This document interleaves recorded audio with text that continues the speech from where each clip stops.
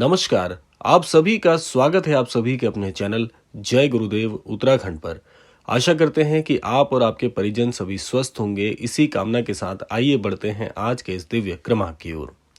आज का ये क्रमांक बहुत ही प्रत्यक्ष संदेश है महाराज जी की ओर से, क्योंकि बहुत से अनन्य भक्तों ने एक ही विषय पर बार बार प्रश्न पूछा था कि क्या महाराज जी इस बार की परीक्षा हमारी उत्तीर्ण हो पाएगी या नहीं। देखिए, बहुत से अनन्य भक्त हमारे ऐसे भी हैं जो किसी न किसी परीक्षा की तैयारी कर रहे हैं, किसी न किसी प्रकार से प्रतिस्पर्धा के दौर में अपने जीवन में आगे बढ़ने की होड़ में हैं और निरंतर वो महाराज जी से प्रार्थना करते रहते हैं। और इस संदर्भ में बहुत से प्रश्न हमारे पास रोजाना आते हैं कि क्या इस बार की परीक्षा हमारी उत्तीर्ण होगी या नहीं।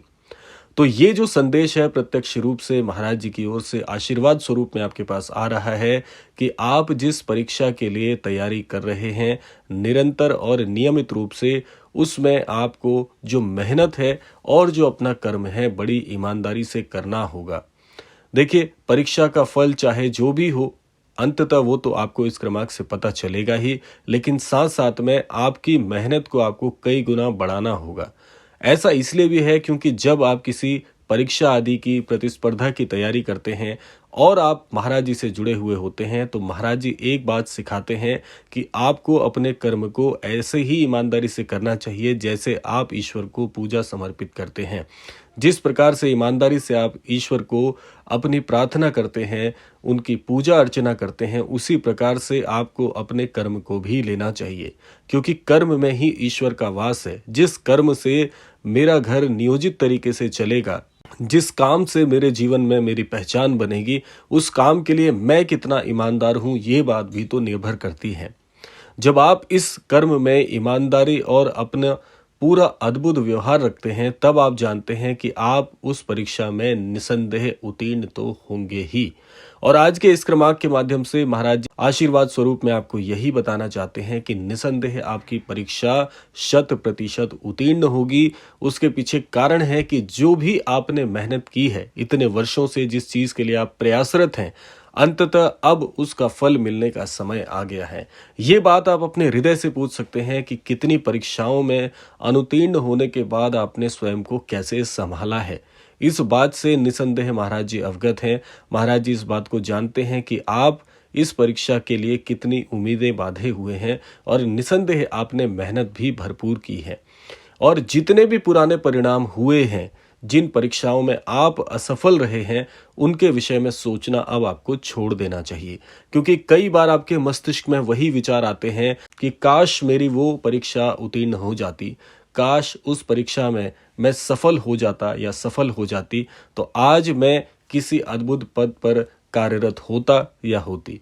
लेकिन आपको एक बात समझनी होगी कि आज के इस क्रमांक के माध्यम से महाराज जी आपको ये भी समझाना चाहते हैं कि जब हृदय का सोचा हुआ पूरा ना हो, तो आपको उदास होने की बजाय ईश्वर की मर्जी मानकर आगे बढ़ना चाहिए। क्योंकि ऐसा कहा जाता है कि मन का सोचा हुआ हो तो बहुत अच्छा है, ना हो तो और भी अच्छा है। क्योंकि ऐसा कहा जाता है कि मनुष्य अपनी मनुष्य बुद्धि से अपने जीवन में कुछ सफल होने के लिए प्रयास करता है, लेकिन वो ये नहीं जानता कि ईश्वर उसके लिए उससे भी कई गुना अधिक सोच कर बैठे हैं। तो इसलिए जब आप बार बार प्रयास के बाद भी असफल होते हैं, तो आपको ये नहीं सोचना चाहिए कि मेरे भाग्य में ये काम नहीं लिखा, मेरे भाग्य में ये पद नहीं लिखा, मेरे भाग्य में ये नौकरी पेशा नहीं लिखा। आपको ये सोचना चाहिए कि अगर इतने अथक प्रयासों के बाद भी मुझे सफलता मिल रही है और मैं सफल नहीं हो पा रहा हूँ या नहीं हो पा रही हूँ, तो ईश्वर ने मेरे लिए इससे भी कुछ अद्भुत सोचा है, इसीलिए मेरे सोचे हुए काम पूरे नहीं हो रहे हैं।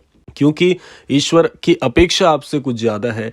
जब आप ईश्वर को अपनी पूजा और भावना से समर्पित भाव होकर पूजित करते हैं और उसके बाद भी आपके जीवन में आपको उसके जो अनुकूल फल हैं वो नहीं मिलते, तो आपको निराश होने की बजाय प्रसन्न होना चाहिए कि ईश्वर की अपेक्षाएं मुझसे बहुत बहुत ज्यादा हैं और जो उन्होंने सोचा है वो मेरे जीवन में कई गुना बहुत अद्भुत होगा। जितना मैंने सोचा है उससे भी कई गुना ज्यादा।